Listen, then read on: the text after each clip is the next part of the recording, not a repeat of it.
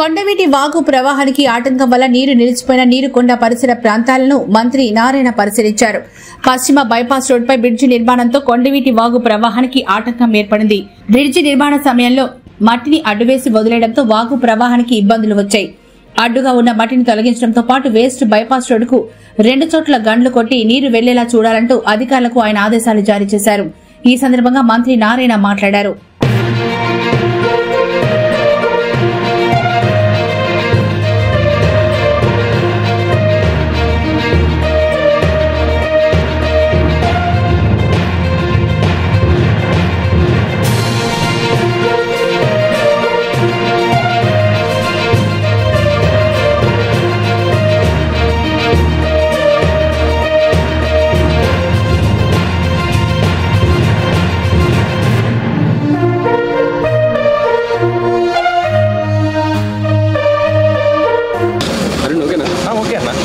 అందరికీ నమస్కారాలండి.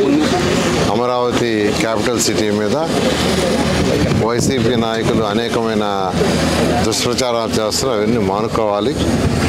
అమరావతి క్యాపిటల్ సిటీలో ఎటువంటి ఇబ్బంది లేదు. అయితే వెస్టర్న్ బైపాస్ రోడ్ ఏదైతే కన్స్ట్రక్ట్ చేస్తున్నారో ఆ కన్స్ట్రక్షన్ చేసేటప్పుడు కొండవీటి వాగు ఏదైతే ఉందో కొండవీటి వాగు కింద యాక్చువల్గా ఆ మట్టి అంతా తీసేసి పైన యాక్చువల్గా బ్రిడ్జ్ కట్టుండాల్సింది.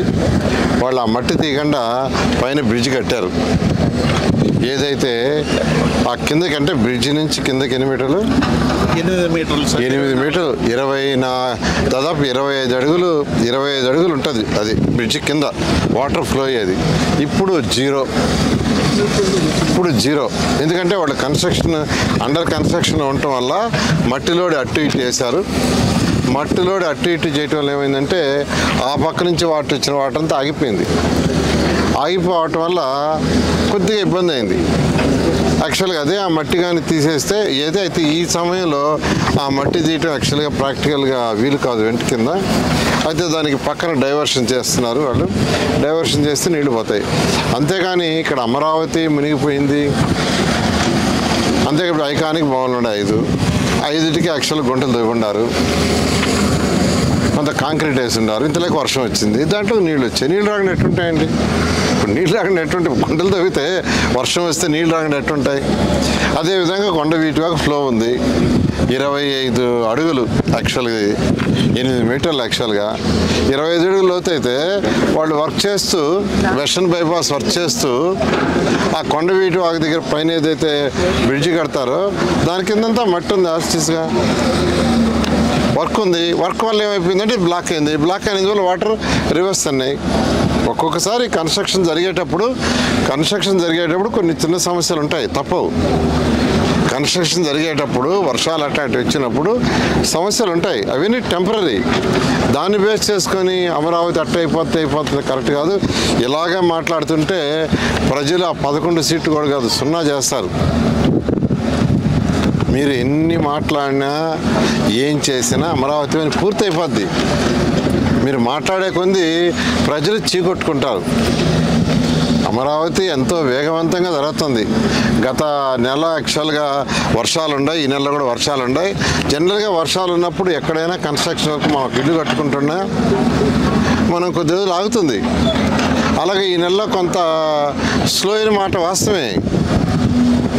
దానికే రచ్చ చేసేసి గందరగోళం చేయటం కరెక్ట్ కాదు. నేను ఒకటే చెప్తున్నాను, అమరావతి ఎంతో వేగవంతంగా ముఖ్యమంత్రి గారు నెలకు 2 సార్లు రివ్యూ చేస్తూ వారిచ్చే డైరెక్షన్ ప్రకారం అథారిటీలో డెసిషన్స్ తీసుకుంటున్నారు. క్యాబినెట్లో పెడుతున్నారు. కంప్లీట్ చేసి ముందుకు పోతుంది. ఈ బ్రిడ్జ్ ఏదైతే ఇప్పుడు వాటర్ యాక్చువల్ స్టాక్ అయిందో దాన్ని కొద్దిగా బైపాస్ చేస్తున్నారు. యాక్చువల్గా పక్కన కాలువ తవ్వి, ఎందుకంటే వర్షాల సీజన్ అయిపోతేనే ఈ బ్రిడ్జి కింద ఉన్న మట్టి 25 అడుగులు తీయగలరు. ఇప్పుడు తీలేరు. అందువల్ల బైపాస్ చేయడానికి యాక్చువల్గా సిఆర్డీ వాళ్ళు అటు నేషనల్ హైవే వాళ్ళతోనూ ఆ కాంట్రాక్టర్తో కూడా మాట్లాడి యాక్చువల్గా చేస్తున్నారు. బహుశా సాయంకాలానికి అది పూర్తయితే వాటర్ కంప్లీట్గా ఫ్లో అయిపోతుంది. అందువల్ల మరొకసారి నేను నాయకులకు చెప్తున్నాను, ఎటువంటి పరిస్థితుల్లో కూడా మీరు ఎన్ని వేషాలు వేసినా ఎన్ని మాట్లాడినా మార్చి 31వ తేదీకి 4000 హౌసెస్లో ఒక 3 టవర్లకు సంబంధించి సుమారుగా ఒక 250 హౌసెస్ తప్పితే మిగతా అన్ని మార్చ్ 31కి అయిపోతాయి. 4000 హౌస్ హ్యాండ్ ఓవర్ చేస్తున్నాం మార్చ్ 31 లోపల. అదే 1.5 year లోపల ట్రంక్ రోడ్స్ 360 కిలోమీటర్లు అయిపోతాయి. ఇక్కడ ఎప్పుడు అయిపోయాయి. ఇక్కడ under ground drainage, under ground power లైన్లు కూడా పైన లేదు, భూమి లోపల వేసాం. కేబుల్స్, టెలిఫోన్ కేబుల్స్ కూడా భూమి లోపలే. ఆ డ్రింకింగ్ వాటర్ అన్నీ అండర్ గ్రౌండ్ అవటం వల్ల యాక్చువల్గా అవి తవ్వి అవన్నీ చేసిన తర్వాత కాంక్రీట్ వాల్స్ కడుతున్నారు. కాంక్రీట్ వాల్స్ లోపల యాక్చువల్గా లైన్స్ పోతాయి. అందువల్ల కొద్దిగా సమయం పడుతుంది. ఉత్తర రోడ్లు అయితే ఎప్పుడు అయిపోయింది. ఏది ఏమైనా 1.5 yearలో 360 కిలోమీటర్ రోడ్లు అయిపోతాయి. 2.5 yearsలో రైతు సోదరులకు ఏదైతే లేఅవుట్ రోడ్స్ పూర్తవుతాయి. 3 సంవత్సరాలు ఐకానిక్ బిల్డింగ్స్ అయిపోతాయి.